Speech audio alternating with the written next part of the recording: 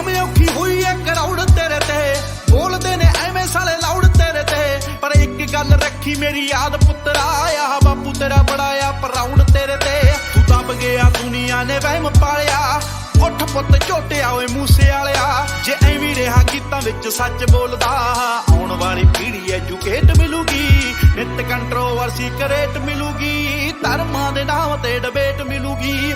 ਸੱਚ ਬੋਲੇਗਾ ਤਾਂ ਮਿਲੂ 295, ਜੇ ਕਰੇਗਾ ਤਰੱਕੀ ਪੁੱਤ ਹੇਠ ਮਿਲੂਗੀ।